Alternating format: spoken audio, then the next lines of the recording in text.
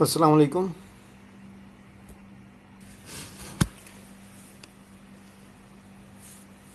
कैसे हैं आप सब?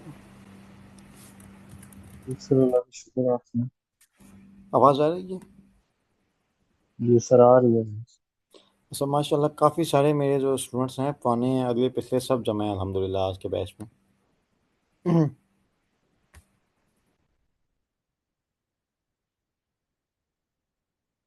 अस्सलाम वालेकुम सर, क्या हाल है? वालेकुम अस्सलाम, अल्हम्दुलिल्लाह। आप कैसे हैं? अल्लाह का शुक्र सर। वो अभी तक चूंकि बाकी स्टूडेंट नहीं आए तो वो मैं आपसे कल परसों की वो रिक्वेस्ट कर रहा हूँ। तो मीटिंग के एंड पे इंशाल्लाह डिस्कस करता हूँ। क्या चीज़? वो आसिम नाम से वो आपको एक क्लाइंट है मेरा, उसका ना वो पेनल्टी लगी है लेट सीटीआर में हाँ, रजिस्टर। ठीक है सर। नहीं, मैंने देखा आसिम को, मुझे याद है एक मैसेज कोई आया हुआ था पढ़ने। अभी मैंने हाँ जी, देखा, ठीक है। वो एंड पे इंशाल्लाह करेंगे। ठीक है सर, ये वाली चीज़ मैंने पिछले बैचेस वाले स्टूडेंट्स को अक्सर बताता रहा हूँ कि ऐसी कोई ना कोई एमनेस्टी एक्सपेक्टेड थी। जी जी। जिनको फाइन आ गया कारपोरेट टैक्स की डेट रजिस्ट्रेशन पे, उस पे किसी ना किसी तरीके से वेवर मिलेगा। जी जी। वो मुझे पता चला था आ गई है।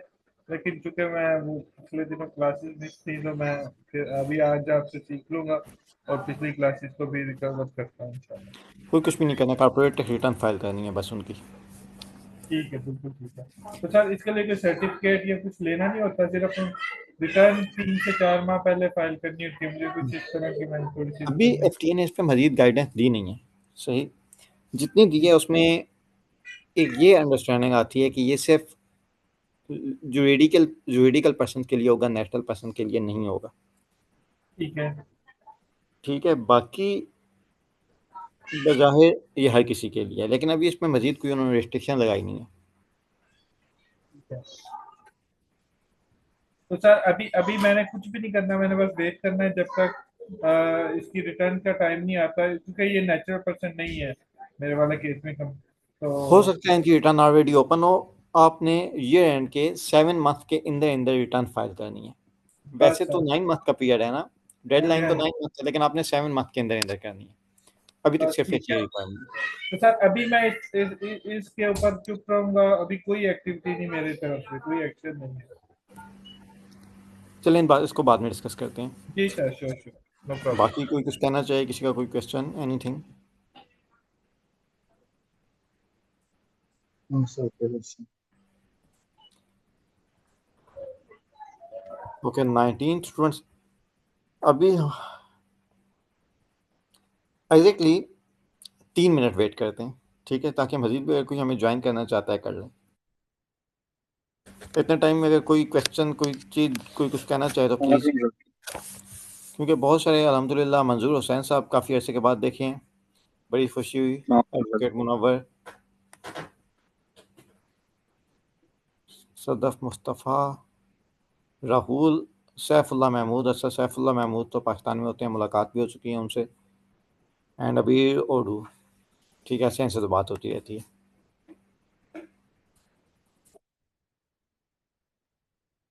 वालेकुम सर। वालेकुम अस्सलाम। सर ये एक बात पूछनी थी, मतीन यार, अब्दुल मतीन यार। जी जी, बोलें बोलें सर प्लीज़। सर ये आपके जो रिकॉर्डेड लेक्चर्स हैं, ये इसकी एक्सेस में थोड़ा सा मसला हो रहा है, क्योंकि मैं लॉगिन कर रहा हूँ, एक तो लॉगिन नहीं हो रहा, तो ये कब तक वैलिड है, पहली तो बात ये पूछनी थी। और दूसरा ये कि ये फिर हम उससे ही कोऑर्डिनेशन करें जिसने हमने एडमिशन करवाया था। जी, ये पोर्टल शोर्टल का मुझे कोई नहीं पता।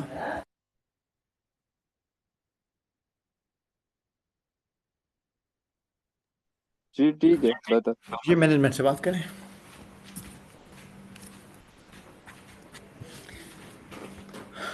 लास्ट, आप में से प्लीज़ हैंड रेज कीजिएगा मेरे पिछले बैचेस। एक तो करंट बैच चल रहा है, बैच नंबर 11। पुराने बैचेस में से कौन कौन से स्टूडेंट्स हैं? सर मैं बैच 10 का हूँ। बैच 10 11 को तो मैं जानता हूँ, इससे पिछले वाले मैं देखना चाह रहा हूँ।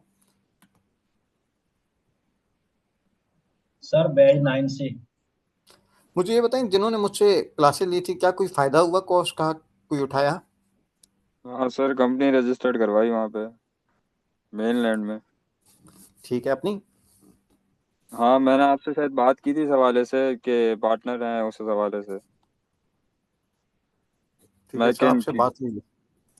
अच्छा, अब्दुल मतीन बिलवानी, ठीक है, आपसे जी बात जी हुई जी है। जी जी जी जी जी जी जी मतलब फरवरी में हुई थी। जी तो जी अदर जी देन दिस बिल्कुल। फायदा हुआ कोर्स से, किसी हाँ ने सर। फायदा? हाँ, फायदा तो है। अब इंशाल्लाह अभी देखें मजीद क्या होता है। ठीक है, शोएब अजहर अमार से तो मैं रब्ते में हूँ। मंजूर हुसैन,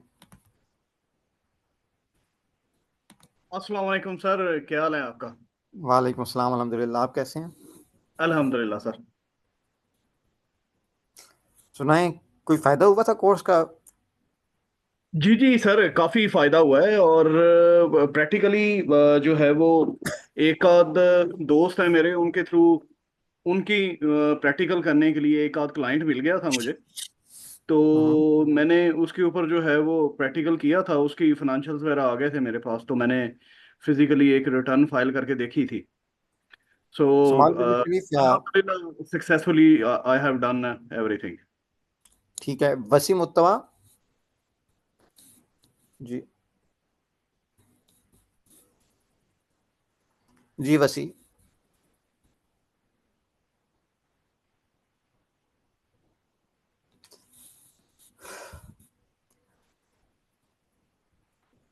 ठीक है, तो मंजूर आपका भी अल्हम्दुलिल्लाह बेनिफिट हुआ, बाकी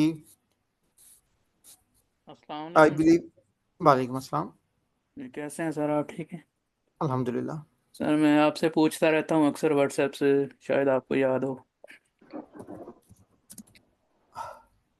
नहीं, अब तो आपसे कोई आपकी बात मार्च में हुई थी, राइट? जी जी।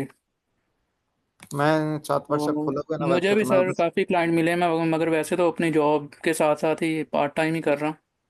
मगर अगर मैं इसका फुल टाइम लेके चलता तो मुझे ज़्यादा बेनिफिट होता, मगर फिर भी अल्लाह का शुक्र है, मेरे पास काफ़ी क्लाइंट हैं। अल्हम्दुलिल्लाह, 8 to 10 अल्लाह क्लाइंट ताला। मैंने आपके कोर्स के बाद, मुझे पहले कुछ भी नहीं पता था, आपसे ही सीखा है सब कुछ। तो account currently I background am से आप? डीलिंग विद या हाँ जी।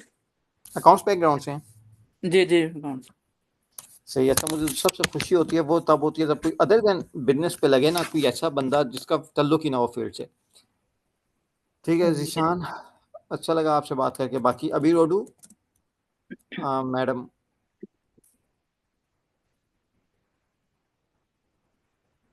अगर आपसे बात हो सके।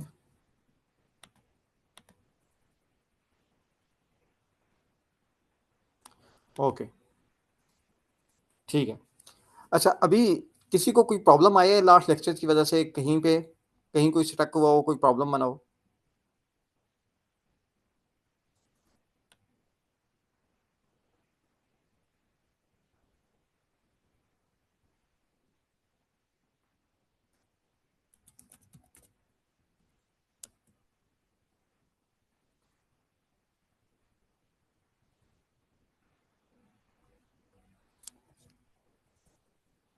एनीवन, आवाज आ रही है?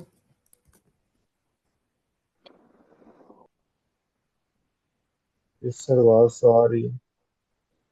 अस्सलाम वालेकुम सर। वालेकुम अस्सलाम। सर मुझे एक जगह पे प्रॉब्लम आ रही है, वो है ट्रांसफर प्राइसिंग के कॉन्सेप्ट को समझने में। क्योंकि मैं कुछ हम्म, एक दो वेबिनार्स देख रहा था यूट्यूब के ऊपर, तो वो ट्रांसफर प्राइसिंग के ऊपर उन्होंने काफ़ी चीज़ें एक्सप्लेन की हुई हैं। यार ट्रांसफर प्राइसिंग में प्रॉब्लम ये है कि ट्रांसफर प्राइसिंग एक बड़ा हेल्दी टॉपिक है, लेकिन ट्रांसफर प्राइसिंग है क्या? ट्रांसफर प्राइसिंग पे एक गाइड इशू हुई है, transfer pricing guide.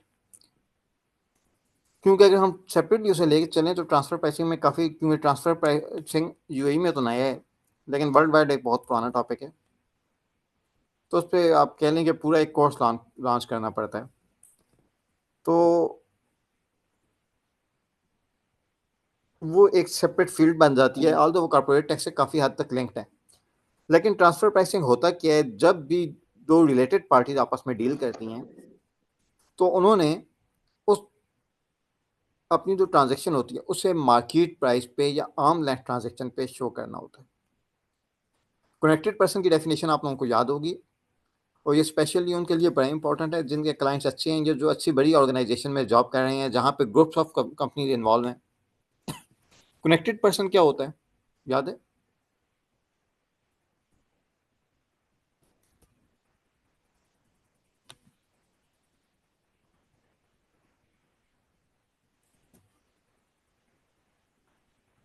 Connected person होता है ऑनर, डायरेक्टर या ऑफिसर ऑफ कंपनी।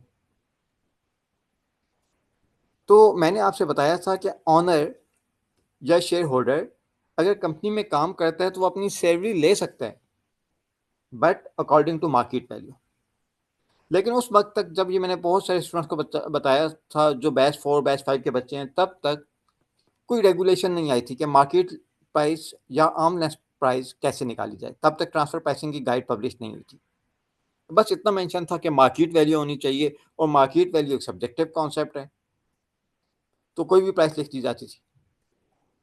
इसी तरह से अगर रिलेटेड पार्टी के बीच में ट्रांजैक्शन होती है तो उसे कहा जाता था आर्म लेंथ पे शो करें। अब आर्म लेंथ प्राइस कैसे निकाली जाए?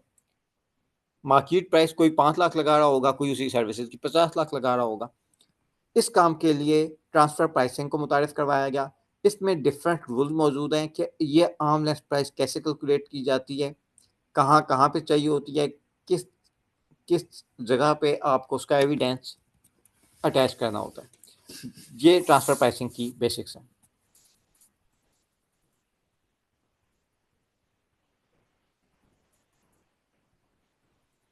Right, sir. Thank you. Welcome. Anyone else?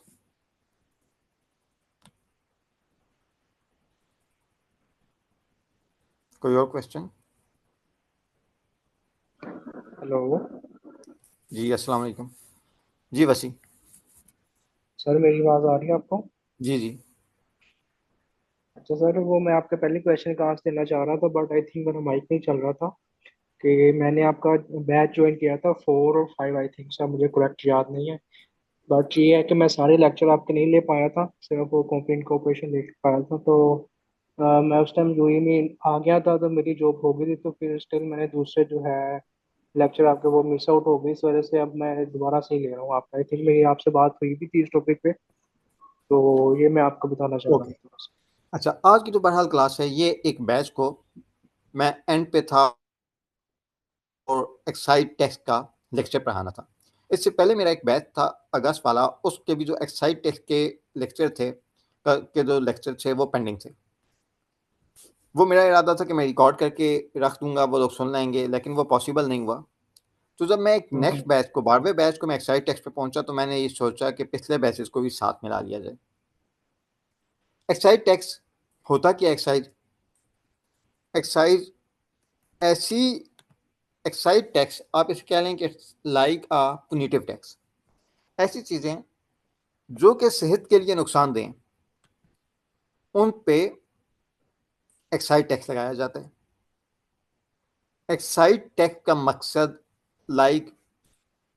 जो सेहत के लिए सिगरेट नुकसानदेह है, टोबैको नुकसानदेह है, ऐसी प्रोडक्ट्स पे एक्साइज टैक्स लगाया जाता है। उससे होगा क्या? अगर मार्केट में पानी की बोतल 1 दरम की है और किसी कोल्ड ड्रिंक की वैल्यू भी 1 दरम ही बनती है, हो गई है कि कोल्ड ड्रिंक के ऊपर एक्साइज टैक्स लग जाएगा, वो महंगी हो जाएगी। लोग कोल्ड ड्रिंक और पानी में से कौन सी चूज करेंगे? पानी। ठीक है, जो सेहत के लिए ज़्यादा मुफीद है उसे चूज किया जाएगा। ये किस पे लगता है? ये सिर्फ ऐसी चीज़ों पे लगता है जो सेहत के लिए नुकसानदेह। और कौन कौन सी चीज़ें? स्पेसिफिक लिस्ट है 7 to 8 आइटम्स की, वो हम लिस्ट देखेंगे किस किस पे एक्साइज टैक्स लगता है। ओके, अभी इतना याद रख लें कि ऐसी चीज़ों पे जो सेहत के लिए नुकसानदेह हैं उन पे एक्साइज टैक्स लगता है। ये कौन सी चीज़ें हैं? मिसाल के तौर पे कौन सी चीज़ है जो सिगरेट पे जो सेहत के लिए नुकसानदेह होती है? सिगरेट, टोबैको, इलेक्ट्रॉनिक सिगरेट्स, शीशा, कोल्ड ड्रिंक्स, ये वो तमाम चीज़ें, अल्कोहल, जो सेहत के लिए नुकसानदेह हैं, इन पे एक्साइज टैक्स लगता है। अब इसकी रजिस्ट्रेशन किसने करवानी होती है? बल्कि इससे पहले मैं ज़रा आपको वो लिस्ट दिखा लेता हूँ उन आइटम की जिन पे एक्साइज टैक्स लगता है। ओके, 1 2 3 4 5 6 आइटम्स की लिस्ट है।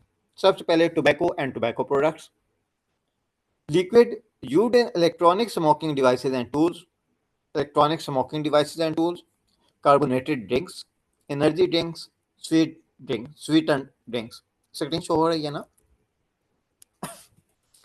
इन आइटम पे एक्साइज टैक्स लगते हैं, और कितना लगता है उसका रेट भी आपको बता दिया।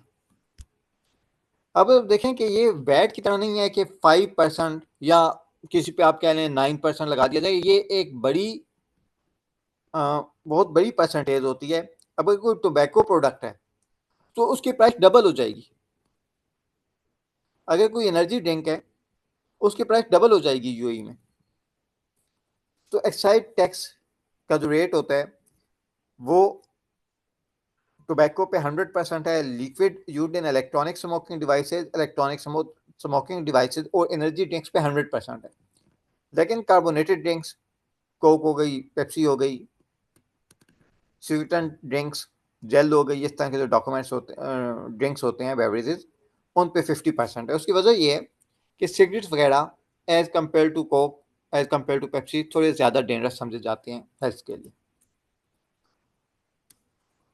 ठीक है। अच्छा, अब इसकी रजिस्ट्रेशन किसने करवानी होती है, किस किस पे एक्साइज लगता है, ये आप देखिए। जब मैं इसको ये वाली चीज़ आपको बताऊंगा आपको अंदाज़ा होगा कि एक्साइज में बड़ी इंडस्ट्री स्पेसिफिक चीज़ है एक्साइज। क्यों? कारपोरेट टैक्स आपको पता है हर किसी ने रजिस्ट्रेशन करवानी है, हर कंपनी पे लगता है। वैट किस पे लगता है? एनीवन? वैट किस पे लगता है?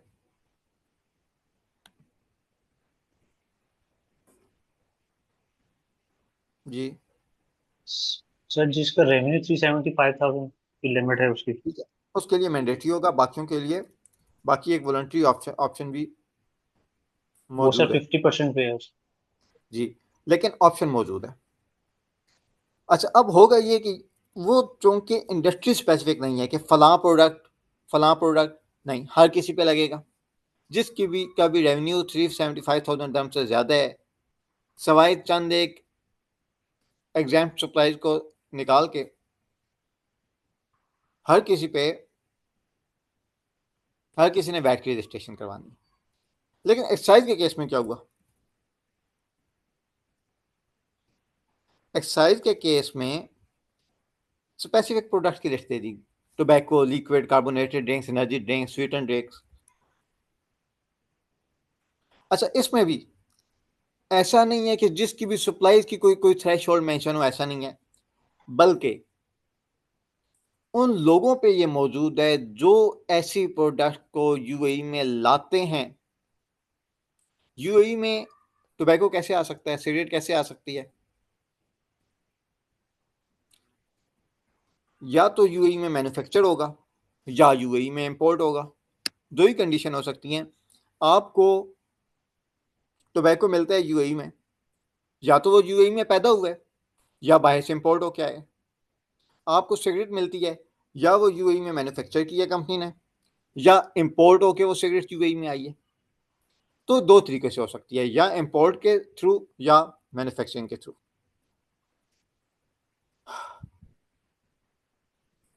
तो ये किस पे लगता है? ये लगता है उस बंदे पे जो एक्साइज प्रोडक्ट जी जो एक्साइज प्रोडक्ट को यूएई में लाने का जिम्मेदार है। वो इंपोर्टर होगा या मैन्युफैक्चरर होगा आम हालात में। ठीक है, इधर तक किसी का कोई क्वेश्चन? जी, मेरा एक क्वेश्चन है यहाँ पे। यस। देखें, जो टोबैको जो है वो यहाँ पे ग्रो नहीं किया जाता यूएई में कहीं पे भी, तो ये बाय प्रोडक्ट हो जाती है उसकी, और इसको ला के प्रोसेस किया जाता होगा, और उसके बाद उसका टोबैको वगैरह, सिगरेट वगैरह या बाकी चीज़ों में उसको इस्तेमाल किया जाता होगा।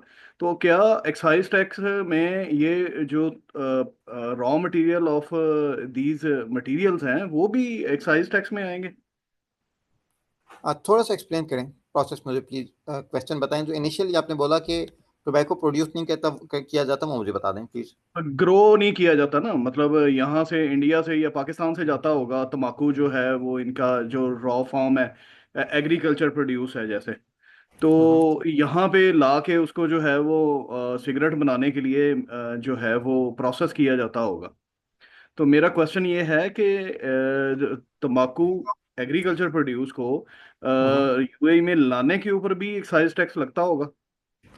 देखें, अभी आपके सामने एक्साइज टैक्स जिन चीज़ों पे लगते हैं उनकी लिस्ट मौजूद है। इसमें एक चीज़ है टोबैको एंड टोबैको प्रोडक्ट्स।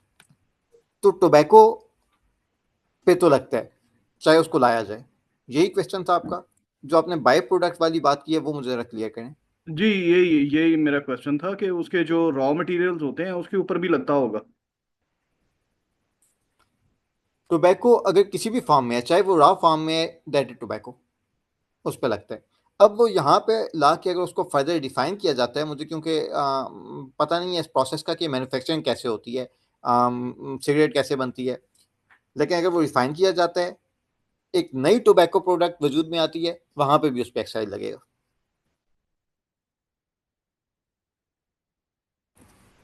ठीक है, ओके, थैंक यू।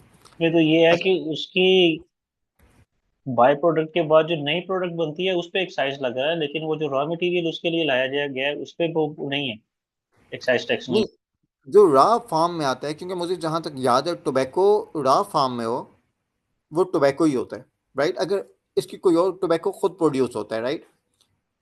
अगर कोई ऐसी फार्म होती, कोई और रॉ मटेरियल होता जिससे टोबैको बनता होता, तो उस पे ना होता।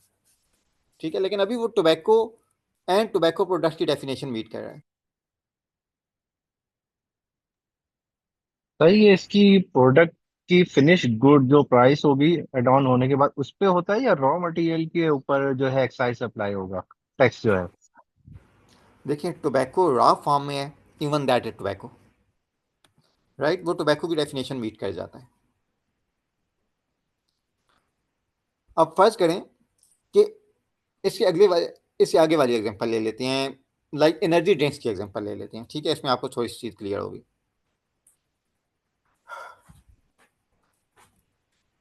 एनर्जी ड्रिंक्स किससे बनती हैं?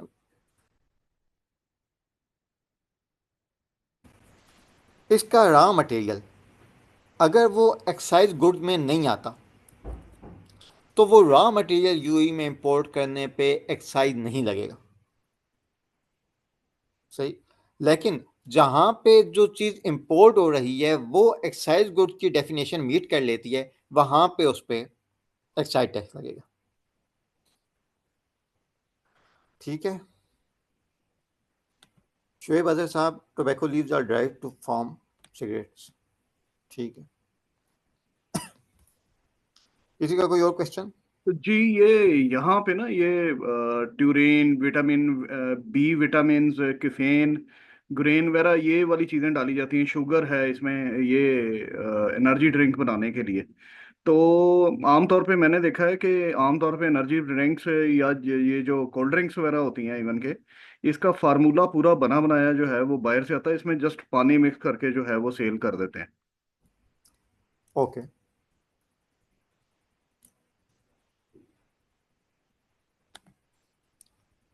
एक मिनट दें मुझे। ये ठीक है कि फार्मूला बाहर से आता है, लेकिन क्या पाउडर भी बना हुआ आता है? जी, ये पाउडर फॉर्म में होता है, और आमतौर पे जो है वो ये इसको पानी या वो जो है वो कार्बन वगैरह के साथ मिक्स करने के बाद जो है वो ये कोल्ड ड्रिंक्स वगैरह बना दी जाती हैं।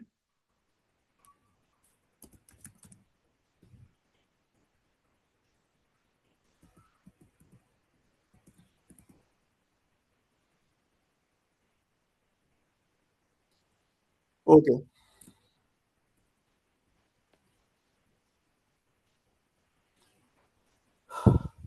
जहां जहां तक टोबैको का ताल्लुक है, तो आपके GCC customs, common custom tariff एक एक्ट है यूएई का।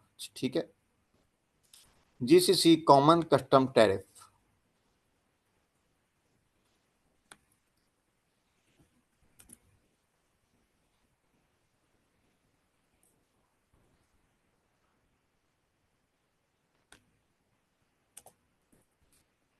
इसके स्केड्यूल 24 में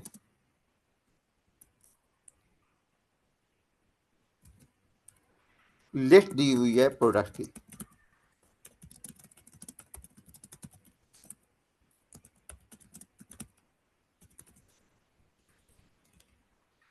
उसके अंदर जितनी भी चीज़ें मेंशन है वो सब टोबैको प्रोडक्ट्स में आती हैं, लेकिन टोबैको बड़ा क्लियर है, उसकी डेफिनेशन जो डिक्शनरी मीनिंग है वो उसमें आ जाता है, तो रॉ फॉर्म उसे कवर करती है।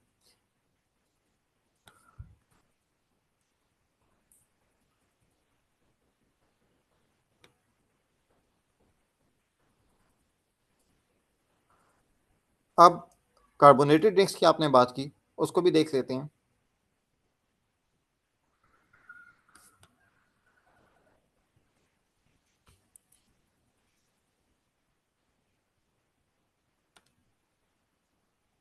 कार्बोनेटेड ड्रिंक्स, हम जब भी ऐसी जगह पे कहीं फंसेंगे कि कौन सी चीज़ उस डेफिनेशन में आती है या नहीं, तो पहली चीज़ हमारे पास होती है लॉ। हम रेलिवेंट लॉ में जाके डिटेल कर पढ़ते हैं उसकी कि उसकी डेफिनेशन क्या है, उसको कैसे। यहाँ पर मैं गया डेफिनेशन ऑफ कार्बोनेटेड ड्रिंक्स में।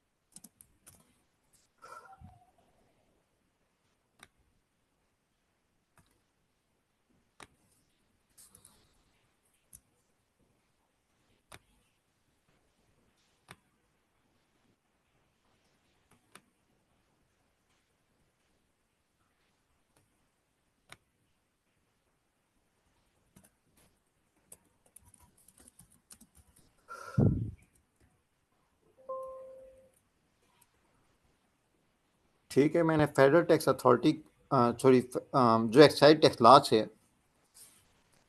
जो डेफिनेशन मिली है वो आपके सामने रख दी है।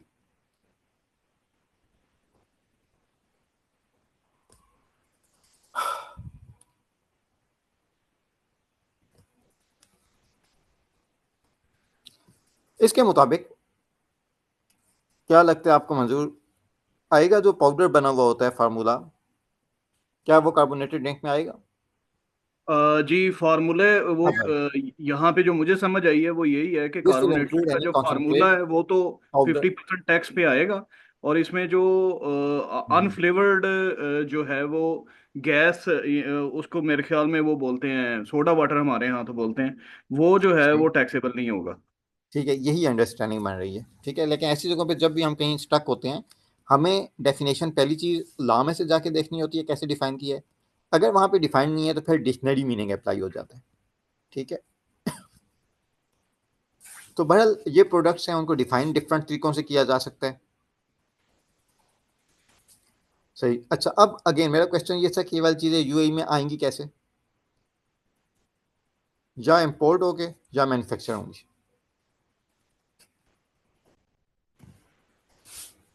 अब ये जो स्टॉक पायलट या वेयर हाउस कीपर वाला कॉन्सेप्ट है, ये क्या है, इस पे हम ये मैं आपको बताता हूँ। लेकिन इंपोर्टर और मैन्युफैक्चरर वाला कॉन्सेप्ट तो बड़ा क्लियर है आपको। ठीक है, यूएई में या इंपोर्ट होके,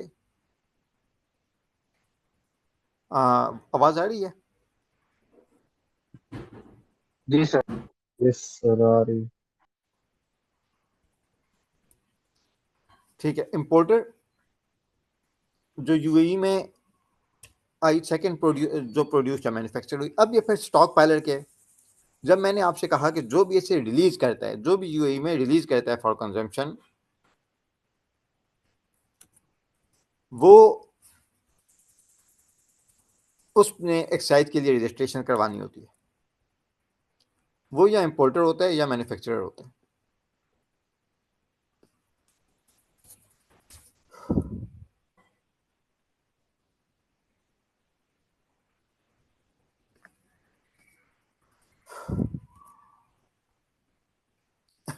सेकंड, शोएब अदर अवेलेबल होंगे माइक पे?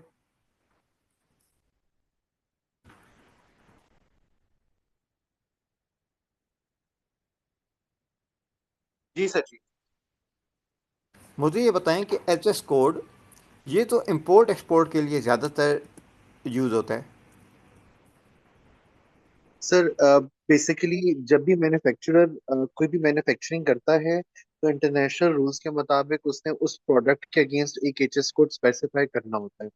वो एचएस कोड डिटरमिन करता है कि वो इंपोर्ट एक्सपोर्ट के वक्त उस पर कौन सी रूल्स एप्लीकेबल होगा, और अगर लोकली उसको सर्कुलेट करना है तो भी उस पर क्या चीज एप्लीकेबल होगी। तो एक्साइज टैक्सेशन और डेंजरस गुड हैंडलिंग जो होती है, जिस तरह आपका न्यूक्लियर मटेरियल हो गया या इस तरह के कोई भी मटेरियल हो गया, आपके कैडमियम के मटेरियल हो गए, उनकी मैन्युफैक्चरिंग के वक्त उनको असाइन किए जाते हैं एचएस कोड्स।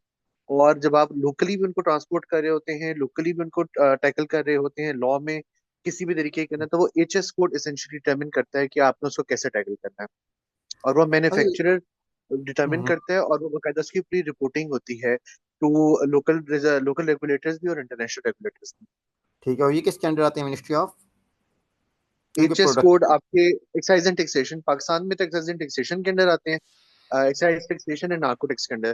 तो अब दुबई में भी most of excise and taxation department के अंडर ही आएगा सीटीडी। क्योंकि एचएस कोड इस तरह से अलॉट रॉ टोबैको अगर कोई बंदा प्रोड्यूस करता है, क्या उस पर भी लगेगा एचएस कोड? जी sir, raw material HS code Pakistan में tobacco is a regulated product. तो उसके लिए रेगुलेटेड प्रोडक्ट की उसकी सारी की सारी जो पोर्टफोलियो होता है उसके ऊपर एचएस कोड डिटरमिन होता है, और एचएस कोड पे उस पे बेसिकली प्रोडक्शंस होती हैं। एचएस कोड पे डिटरमिन होता है कि उसके जो डब्बे हैं वो कितने डब्बे प्रोड्यूस हो रहे हैं, उस पे कौन से रूल्स एंड रेगुलेशन लगेंगे। It's a reference point, essentially universal reference point बनाया जाता है इसको। नहीं, एचएस का कॉन्सेप्ट एचएस कोड होते हैं, लेकिन वो ज्यादातर इंपोर्ट एक्सपोर्ट के केस में मैंने देखे हैं। यूएई जी में लोकल के केस में मैंने आज तक मेरा कोई ऐसा एक्सपीरियंस नहीं रहा। जी, ऐसी है रेगुलेटेड। तो आपके इंपोर्ट एक्सपोर्ट पे तो बहुत ही ज्यादा होते हैं, इंपोर्ट एक्सपोर्ट तो एचएस के बगैर होता ही नहीं है। लेकिन आपके जो रेगुलेटेड प्रोडक्ट हैं लोकली, उनके अंदर भी सर नार्कोटिक्स है, आपका एफिड्रीन वगैरह हो गया, वो एचएस कोड पे चलता है। आपका कैडमियम प्रोडक्ट, आपके डेंजरस गुड्स हैं, वो चलते हैं। आपके आपके न्यूक्लियर मटेरियल एचएस कोड पे चलते हैं। तो वो इट्स इजी है। जैसे हम फर्ज करें, अगर पाकिस्तान में आप टीसीएस प्रोडक्ट करने जाते हैं ना, तो वो टीसीएस के फॉर्म पे एचएस कोड लिखते हैं। अगर आपने पाकिस्तान लाहौर से कराची में भी कोई प्रोडक्ट भेजनी है ना, तो वो अपने फॉर्म पे एचएस कोड लिख के भेजते हैं, उसके अलावा नहीं भेज सकते। वो बाय लॉ उनको रेगुलेशन है कि वो नहीं कर सकते। तो ठीक है, अगर वो थैंक कंफ्यूज यू। होते हैं तो वो स्पेशली पूछते हैं आपसे कि एचएस कोड क्या है। ठीक है। अच्छा शोएब, मैंने यूएई में उस तरह से मेरा एचएस कोड लोकली देखने का इतना एक्सपीरियंस नहीं रहा। एक्साइज पे मैंने काम तो किया हुआ है, बट उस तरह का मेरा एचएस कोड के हवाले से कोई इतना एक्सपीरियंस नहीं रहा। हाँ, कोई और इस पे एचएस कोड के हवाले से कोई इन्फॉर्मेशन मजीद शेयर करना चाहे? हमारा जुनैद। जी सर, मैं करना चाहूंगा। अच्छा, ये बिल्कुल मैं सेकंड करूंगा सोहेब को। हम यहाँ लोकल प्रोडक्ट भी पाकिस्तान में एक बेचते हैं ना, एग्रीकल्चर की भी। तो लोकल में भी वो वीबॉक, वो एचएस कोड ही है ना, लोकल ट्रेड में भी लग जाता है। जैसे इन्होंने कहा ना कि कराची से लाहौर, हम कराची से अंदर सक्खर भी भेजे हैं, नवाबशाह, मीरपुर कास। तो वो एचएस कोड हम उठाते हैं, इम्पोर्ट एक्सपोर्ट की एचएस कोड की बुक से ही है, भले वो लोकल ट्रेडिंग है। हमने अभी कैंडी लैंड को सप्लाई किया तो एचएस कोड पे ही डिबेट हो रही थी, जबकि लोकल ट्रेड ही था, इंपोर्ट एक्सपोर्ट से कोई ताल्लुक नहीं था उसका। ठीक है, दैट्स गुड, थैंक यू। अच्छा, तो बहरहाल जहाँ तक चलें उसमें तल्लुक से एक्साइज का ये एचएस वाली जो कोड है वाली चीज़ है, ये एक बड़ी इंपॉर्टेंट इंफॉर्मेशन है। एचएस कोड को इतनी डिटेल में कि उसको हम एक्साइज एचएस कोड से हमें पता चलेगा कि उस पर एक्साइज टैक्स लगना है या नहीं। ये प्रोडक्ट को आइडेंटिफाई करने के लिए यूज़ होता है। हाउएवर जो डेफिनेशन है, डेफिनेशन के एतबार से आप समझ गए हैं raw tobacco is also tobacco. ठीक है, और जो डेफिनेशन है किस किस चीज़ पे लगना है, किस पे नहीं लगना, ये इसकी डेफिनेशन आपको वहाँ के लॉ से हम मजीद जाके देख लेते हैं। लेकिन प्रोडक्ट ये 6 हैं। ठीक है, इसमें किसी भी जगह पे आप कंफ्यूज हो सकते हैं तो आप इसकी जो लॉ की लॉ ने डिफाइन किया हुआ है, एक्साइज टैक्स लॉ ने, वहाँ पे हम इसको इसकी डेफिनेशन देखते हैं, वहाँ पे कैसे डिफाइंड है। ओके, अच्छा, इम्पोर्टर एंड प्रोड्यूसर ठीक हो गया। स्टॉक पायलर। स्टॉक पायलर का क्या कॉन्सेप्ट है? जब मैंने आपसे ये कहा कि यूएई में एक चीज़ या तो मैन्युफैक्चर होके आएगी या इंपोर्ट होके आएगी, फिर ये स्टॉक पायलर का क्या कॉन्सेप्ट है? यूएई में एक्साइज टैक्स आया 2018 में। अच्छा, अब सवाल क्या है? सवाल ये है कि एक प्रोडक्ट, एक्साइज प्रोडक्ट 2018 से पहले यूएई में मौजूद है, यूएई में इंपोर्ट होके आ गई थी या मैन्युफैक्चर होके आ गई थी, लेकिन अब मेरे पास मौजूद है, बहुत बड़ी क्वांटिटी है, मैं उसे सेल कर रहा हूँ। अब ये से 1000 की प्रोडक्ट थी, ये से है टोबैको है, ये 1000 दरम का टोबैको मेरे पास उस वक्त का पड़ा हुआ है। जो बाकी लोग होंगे वो उनको कितने का पड़ेगा टोबैको, अगर वो 1000 दरम उसकी प्राइस होगी, उस पे 100% एक्साइज लग जाएगा, तो वो कितने का हो जाएगा?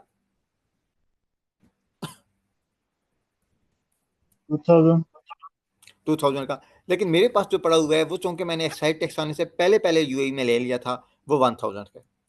तो ज़्यादा इंक्लाइंड होंगे लोग कि वो मुझसे टोबैको खरीद लें। तो being a warehouse, being a stock pilot, जिसके पास उस वक्त का स्टॉक पाइल मौजूद है जब यूएई में एक्साइज टैक्स इंट्रोड्यूस नहीं करवाया गया था। यहाँ पे सर मेरा एक क्वेश्चन है कि वहाँ जी। पे भी ओपनिंग स्टॉक डिक्लेयर किया जाता है while filing the return? Yes exactly, ज़्यादातर चीज़ें ऑटो पॉपुलेटेड होती हैं। इसके प्रोसेस को हम आहिस्ता आहिस्ता समझते हैं। पहले डिक्लेरेशन होती है, उसके बाद रिटर्न होती है। ठीक है, डिक्लेरेशन ऑनलाइन होती है, उसमें तमाम चीज़ें आ जाती हैं। रिटर्न ऑटो पॉपुलेटेड होती है, उसमें अगर कोई एरर हो या एडजस्टमेंट हो, जिसके चांसेस कम ही हैं, वो वहाँ पे एडजस्ट किया जाएगा। ठीक है,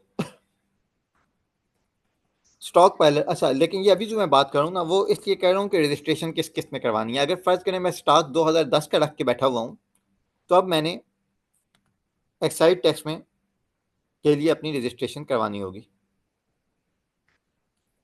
यहाँ पे शेल्फ लाइफ के वाला कॉन्सेप्ट नहीं इन्वॉल्व होता कि एक प्रोडक्ट की मैक्सिमम शेल्फ लाइफ कितनी हो सकती है? देखें, यहाँ पे कम से कम एक्साइज टैक्स में मुझे कोई उसका नहीं मिला, बस ये है कि यूजेबल है, यानी स्टॉक पाइल्ड है, क्योंकि डेफिनेटली वो अगर बेच रहा है तो इसका मतलब ये है कि उसकी यूज़फुल लाइफ अभी है ही।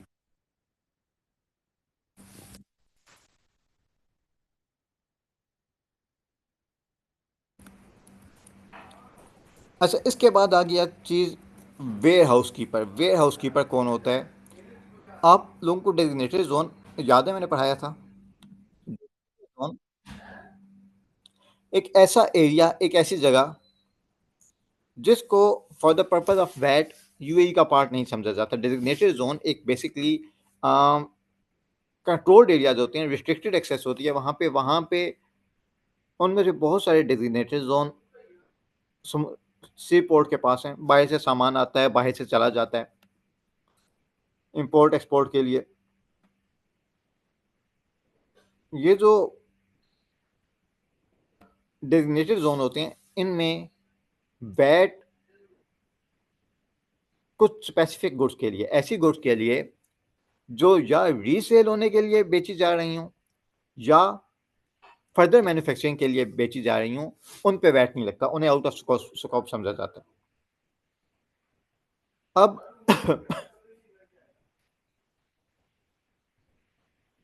जो डेजिग्नेटेड जोन होते हैं, यहाँ पे ज़्यादातर आपको बताया कि चूंकि रिस्ट्रिक्टेड एक्सेस से जनरल पब्लिक नहीं होती, इनमें वेयर हाउसेज बहुत सारे मौजूद हैं।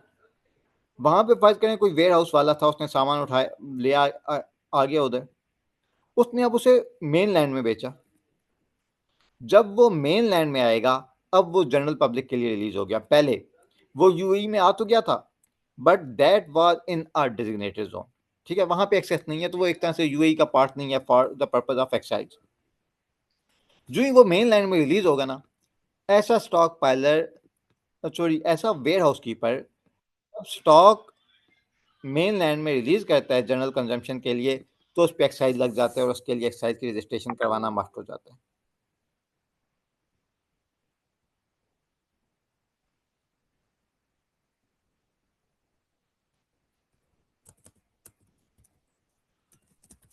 अच्छा, ये चीज़ें क्लियर हो गई।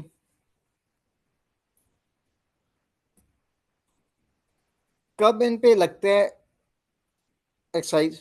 इंपोर्टर पे at the time of import, जब उसने इंपोर्ट करनी हो। प्रोड्यूसर और manufacturer at the time of manufacture. Stockpiler date of या तो इफेक्टिव डेट ऑफ लॉ, जारी बात है 2010 से मैं स्टॉक रख के बैठा था, जिस डेट पे लॉ आया तब। यह एक ऐसी प्रोडक्ट है, से मैंने वो अपने घर में रखी हुई थी, पहले उस पर एक्साइज नहीं लगता था। अब हुआ ये उसको एक्साइज टैक्स की लिस्ट में डाल दिया गया। अब मुझे कौन सी डेट पे मुझ पे एक्साइज लगेगा? जिस डेट पे मेरे ऊपर वो वाली जो प्रोडक्ट थी उसे एक्साइज गुड करार दे दिया गया, और वेयर हाउस जिस डेट में उसे फिर सर्कुलेशन के लिए रिलीज किया जाता है, पहले इसकी रिटर्न सबमिट कर दी जाती, पहले इसकी डिक्लेरेशन ऑनलाइन सबमिट की जाती है, हम देखेंगे कैसे। और ये जो डिक्लेरेशन होती है ये लिंक्ड होती है आपकी रिटर्न फाइलिंग से।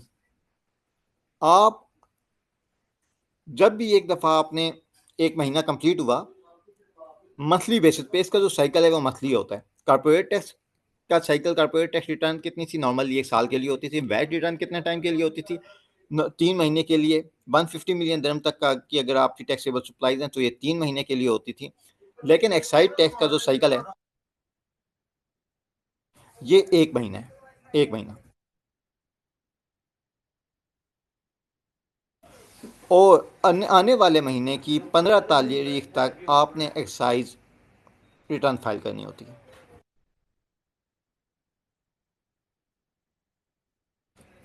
इधर तक किसी का कोई क्वेश्चन? एक छोटा सा क्वेश्चन है यहाँ पे कि जो अज्यूम करें कि एक प्रोडक्ट है, उसको इंपोर्ट किया है, उसके बाद उसको प्रोसेस करने मैन्युफैक्चर किया है और उसके बाद सेल किया है, तो इसकी हर स्टेज के ऊपर इसमें वैल्यू एडिशन होती है? अच्छा, ये अच्छा क्वेश्चन है। बिल्कुल हर स्टेज पे होगी, बशर्ते कि एक नई एक्साइज प्रोडक्ट बन रही हो।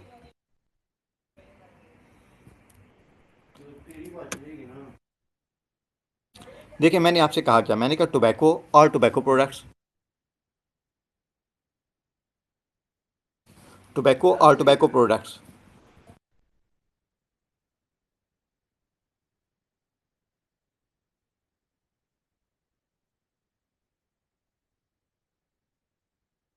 अच्छा, अब टोबैको मंगवाया एक्साइज लगेगा, उसकी सिगरेट बना दी अगेन एक्साइज लगेगा।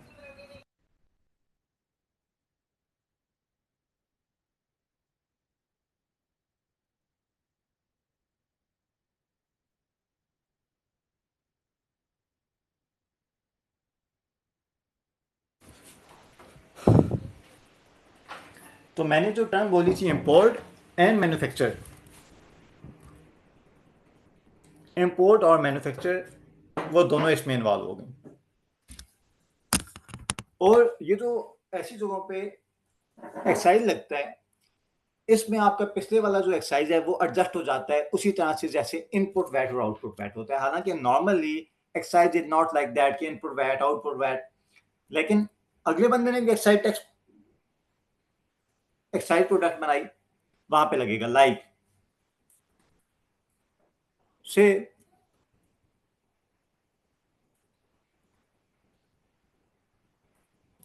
फर्ज करें कि आपने कोई चीज ली,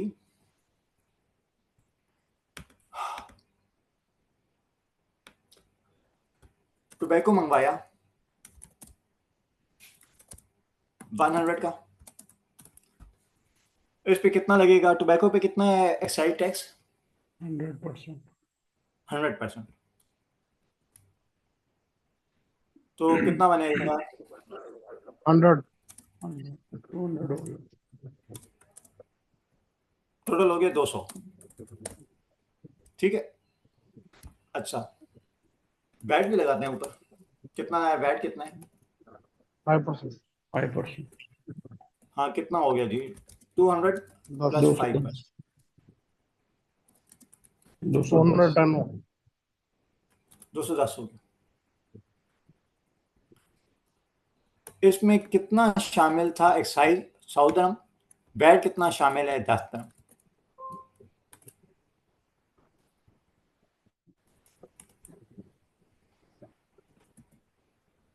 अब इस बंदे ने, अगले बंदे ने खरीदा एडी कितने का?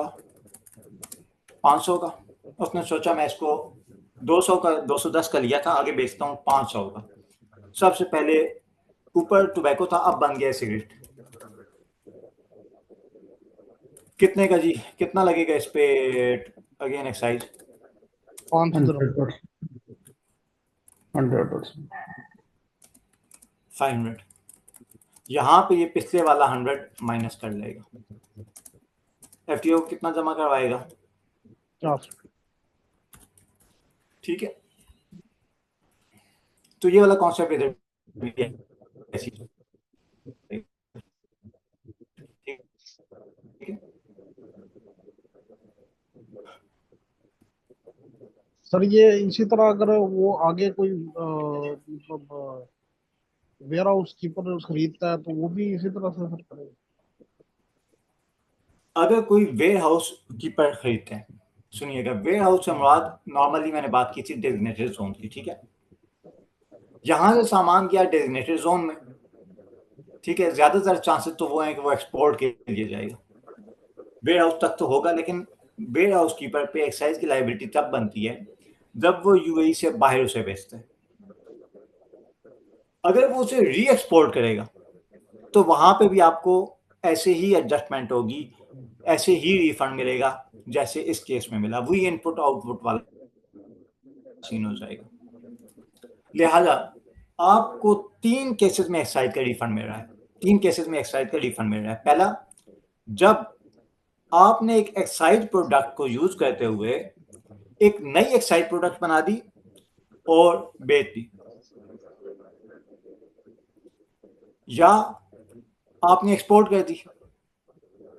Third, by mistake, by error ज्यादा वैट दे दी, ठीक है।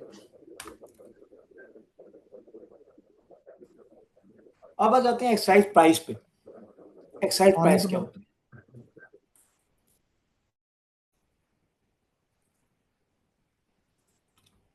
एक्साइज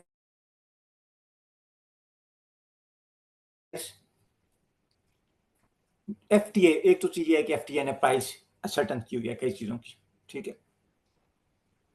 अदर देन दिस एक फार्मूला बनाया गया, एक चीज बताई गई जिसे कहा गया designated retail sale price.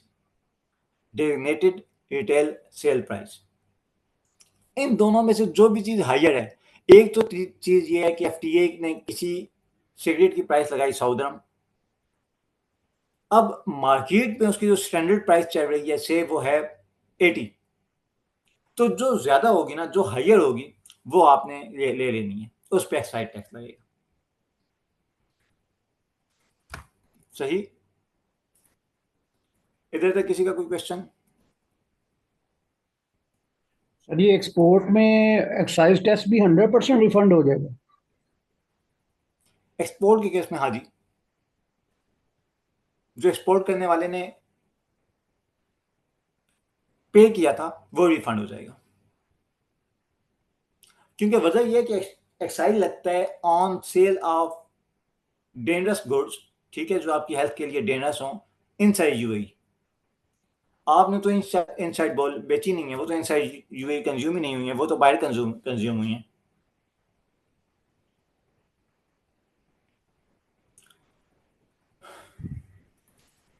Sir ये एक्सपोर्ट पे नहीं लगता टैक्स साइज? नहीं, एक्सपोर्ट पे नहीं लगता।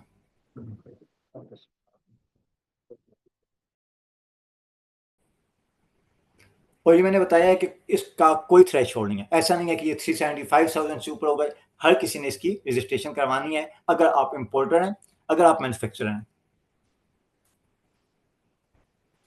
अगर आप इंपोर्टर हैं या मैन्युफैक्चरर हैं, सिर्फ एक एग्जेम्पशन दी गई है कि अगर आप रेगुलर इंपोर्टर नहीं है, आप कोई बिजनेस नहीं कर रहे, आप 6 महीने में एक दफा एक्साइज गुड लाते हैं छोटी सी क्वांटिटी में, तो फिर आपको एक्साइज की रजिस्ट्रेशन करवाने की जरूरत नहीं है। यस वसी मुत्तबा।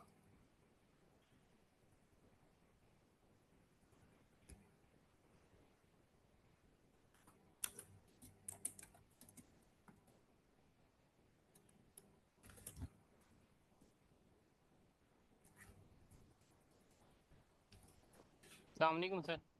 वालेकुम अस्सलाम। सर मेरा वैट से रिलेटेड एक सवाल था।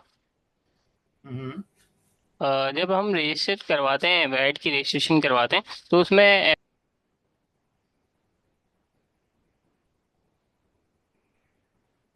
हेलो जी जी जी सर, तो मैं ये कह रहा था, जब हम रजिस्ट्रेशन करवाते हैं वैट की ना, तो उसमें एफटीए का रूल है कि हम 5 ईयर तक के इनपुट क्लेम कर सकते हैं।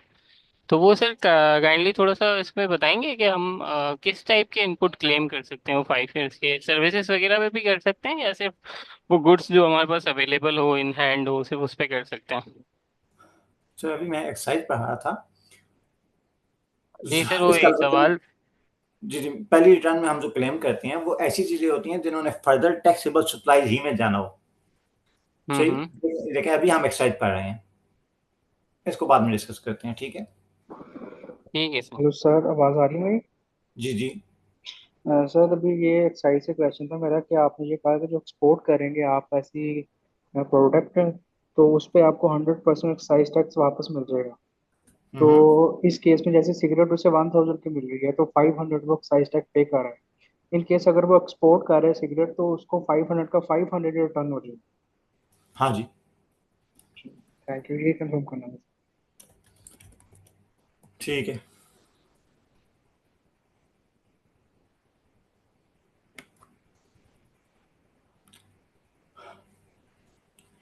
अच्छा, ये मैं आपको बता चुका हूँ कि इसकी कोई नहीं होता, कोई रजिस्ट्रेशन नहीं होता, कोई थ्रेश होल्ड नहीं होता। आप अगर इस पे पूरे उतरते हैं तो आपने इसकी रजिस्ट्रेशन करवानी है। रजिस्ट्रेशन कैसे होगी? इसकी जो रजिस्ट्रेशन है इसका प्रोसेस आपकी वैट की रजिस्ट्रेशन से मिलता जुलता है।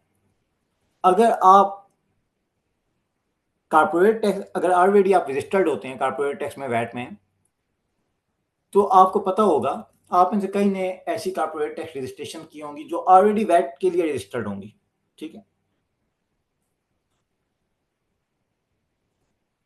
अब जब भी आप ऐसी किसी कंपनी की कारपोरेट टैक्स रजिस्ट्रेशन करते थे जो वैट में रजिस्टर्ड है, आपने देखा होता था कि पोर्टल उसका डाटा ऑटो फैच करता था, ऑटो पॉपुलेट हो जाता था। कारपोरेट टैक्स के लिए आपने कारपोरेट टैक्स रजिस्ट्रेशन के लिए कोई इंफॉर्मेशन दी, वो उसने वैट रजिस्ट्रेशन में भी यूज कर ली। ऐसे ही इंफॉर्मेशन एक्साइज टैक्स के लिए भी, एक्साइज के केस में भी यूज होती है।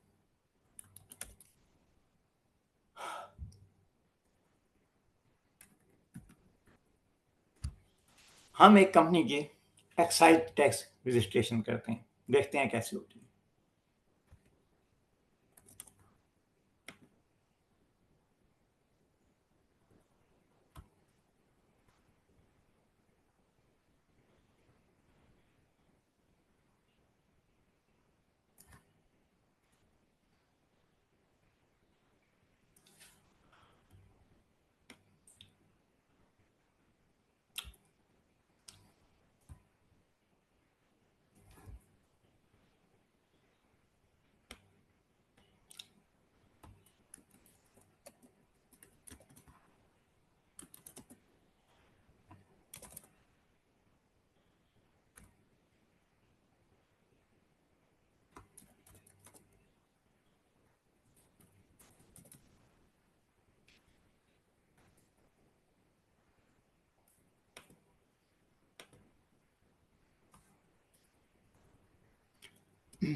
थोड़ा सा मुझे बस टाइम लग रहा है पोर्टल को ओपन करने में।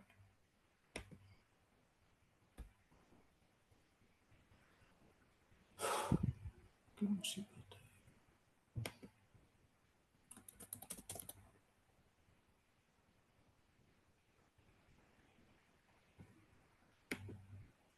ओके,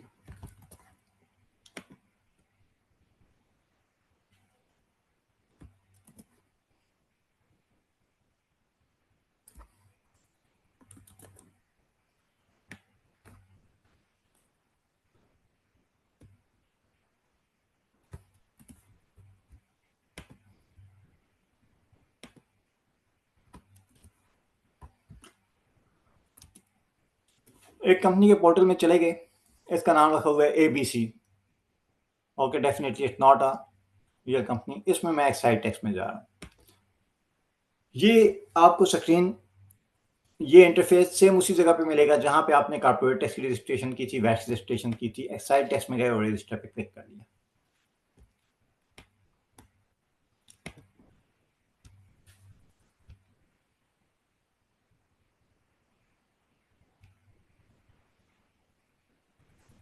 ओह माय गॉड,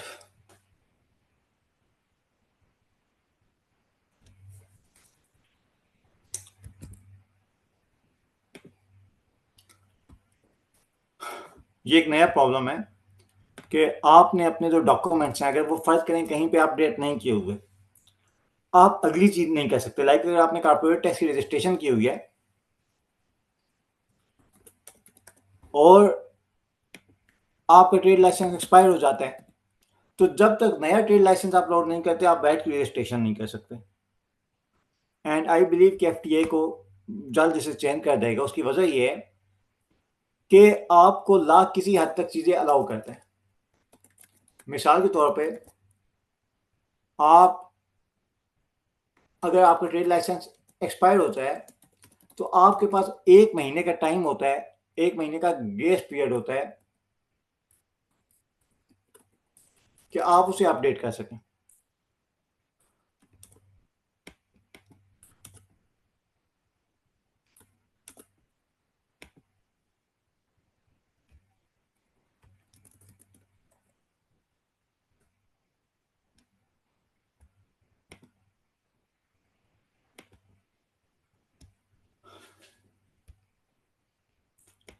और थोड़ा सा पोर्टल स्लो है जिसकी वजह से मुझे थोड़ा सा टाइम लगेगा। सर ये एक्साइज की रजिस्ट्रेशन जो है ये भी एट द सेम टाइम जब हम वैट की रजिस्ट्रेशन करते हैं उसी टाइम पे करना होता है या बाद में कर सकते हैं?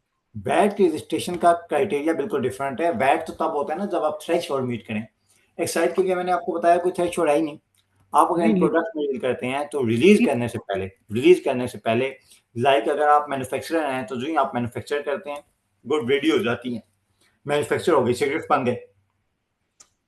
सर अब वो इन ऐसी फॉर्म प्रोडक्ट है की जी जी ओके, जी सर। तो अब वो ऐसी फॉर्म में आ गए हैं कि वो किसी को बेचे जा सकते हैं। ऐसी जगह पे जब वो ऐसी कंडीशन में पहुंच जाए कि वो रेडी टू यूज हो, मैन्युफैक्चर कंप्लीट हो गया है, तो अब उसको मार्केट में रिलीज करने से पहले आपने अपनी वैट अपनी एक्साइज रजिस्ट्रेशन कंप्लीट करनी होगी। ठीक है, एक्साइज टैक्स रजिस्टर पे गए,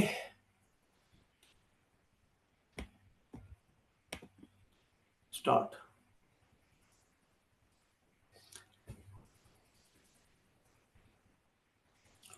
अब इन ऊपर वाले फॉर्म में से देखें कितने फॉर्म्स आपने देखे होंगे। Entity details, identification details, contact details, business relationship, bank details, excise tax details, additional details, authorised signatory details, review and declaration detail.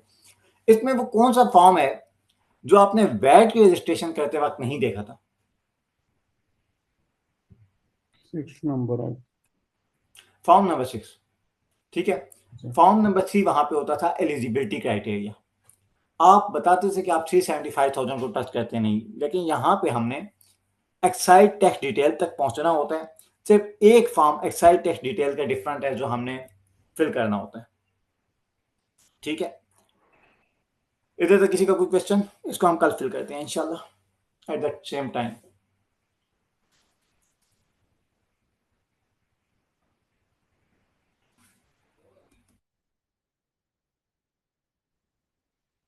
Sir ये एक्साइज रजिस्ट्रेशन के साथ तो हमारा लाइसेंस दोबारा अमेंड नहीं हो जाएगा सर? नहीं, ये मैंने सिर्फ एक अमेंड कैसे? सर लाइसेंस की अमेंडमेंट जैसे स्टार्ट में हमने पढ़ा था कि लाइसेंस मतलब अभी जो जो जैसे कैटेगरीज हम एंट्री करते थे सर सारी, तो उसमें दोबारा अगर कैटेगरी एंट्री करनी होती थी तो लाइसेंस में अमेंडमेंट आ जाती थी ना। नहीं, तो ये मैंने आपको एक एग्जांपल दिया है। ये एक ऐसी कंपनी है जिसका कुछ भी नहीं रजिस्टर्ड, ये एक ख्याली कंपनी मैंने बनाई है। ठीक है, इसका ना कॉर्पोरेट टैक्स रजिस्टर्ड है ना वैट रजिस्टर्ड है। अगर रजिस्टर्ड हो ना तो उसके काफ़ी सारे फॉर्म ऑनलाइन पॉपुलेटेड होते हैं। वो कॉर्पोरेट टैक्स और वैट की रजिस्ट्रेशन से एक्साइज के लिए भी डाटा उठा लेता है। सर इस रजिस्ट्रेशन की कोई कॉस्ट दोबारा पे करनी पड़ेगी यूई को हमें? नहीं, रजिस्ट्रेशन फ्री ऑफ कॉस्ट है, corporate tax VAT excise. Okay sir, thank ठीक है, मेरा इंशाल्लाह। मेरा जी एक क्वेश्चन है यहाँ पे। जी, क्या यहाँ पे मिनिमम वैल्यू एडिशन कितने % तक पॉसिबल होता है?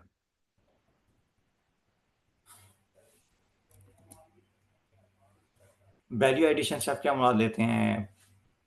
मीन्स मैं यहाँ पे पाकिस्तान के हवाले से बात करता हूँ कि फ्लाइंग इनवॉइसेस यहाँ पे भी होती हैं या नहीं होती? फ्लाइंग इनवॉइसेस, वो जो फेक इनवॉइसेस बनवा के आप इनपुट बैड क्लेम करते हैं, रिफंड लेते हैं, राइट? जी जी, मतलब वो ये हो जाता है कि हम लोग जितनी कॉस्ट ऑफ सेल बढ़ा देते हैं, उसकी जो है वो हमारा आउटपुट टैक्स जो है वो उसको रिड्यूस करने के लिए। नहीं देखें, ये चीज़ जो है कई लोग करते तो हैं, ठीक है, लेकिन बहुत रिस्की है और यहाँ पे पकड़े जाने का के चांसेस बहुत ज़्यादा हैं। उसकी वजह ये है कि एफटीए इन चीज़ों को ऑनलाइन मैच कर रहा होता है, उनका सिस्टम ऑटोमेटिकली भी इन चीज़ों को पकड़ता है। Okay okay. ठीक है, मैं ऐसे लोगों को जानता हूँ जिन्होंने पहले ऐसे किया था, लेकिन वो भी, उनका भी दम हर वक्त सांस रुका रहता है कि कोई मसला ना बन जाए। अस्सलाम वालेकुम वालेकुम अस्सलाम। सर जी, ये जो वैट के वॉलंटरी डिस्क्लोजर है, इसके ऊपर थोड़ी सी बात करें, क्या आप ओके, कर दें? ये हम एक्साइज टैक्स की बात करते हैं, ठीक है। वॉलंटरी डिस्क्लोजर पहले मैंने बताया था, नहीं सर। जल्दी से बता देता हूँ। वॉलंटरी डिस्क्लोजर ऐसे होता है कि अगर आपको पता चला है कि आपकी पिछली वाली वैट रिटर्न में कोई गलती हो गई थी, तो आपने उसको करेक्ट करना होता है, ठीक है। अब कई जगहों पे ये मैंडेटरी है, कई जगहों पे वॉलंटरी है। अगर फर्ज करें आपने वैट रिफंड कम लिया था, आप ज्यादा ले सकते थे, कोई ऐसा एरर किया है आपने जिसमें आपका नुकसान है, एफटीए का नुकसान नहीं है, वहां पे वॉलंटरी होता है। आप चाहें तो फाइल करें, चाहे ना करें। लेकिन ऐसी जगह जहां पे आपने टैक्स कम पे किया हो या ज्यादा रिफंड ले लिया हो, वहां पे ये मैंडेटरी होता है।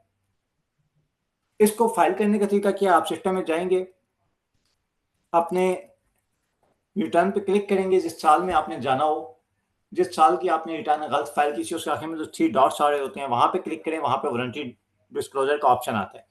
अच्छा, सवाल इसके कि अगर आपने किसी को कम टैक्स, गवर्नमेंट को कम टैक्स दिए और 10,000 से कम का टैक्स था, अब बजाय इसके आप वॉलंटरी डिस्क्लोजर फाइल करें, एक और ये काम कर सकते हैं कि अभी जो रिटर्न आने वाले दिनों में ड्यू होने वाली है, आप उसमें वो 10,000 dirham शामिल कर लें। इस काम के लिए उन्होंने वॉलंटरी डिस्क्लोजर का ऑप्शन अलग से रिसेंटली बनाए, चंद दिन पहले, ठीक है। उससे पहले ये होता था कि नई वाली रिटर्न में घुसा देते थे उसे, ठीक है।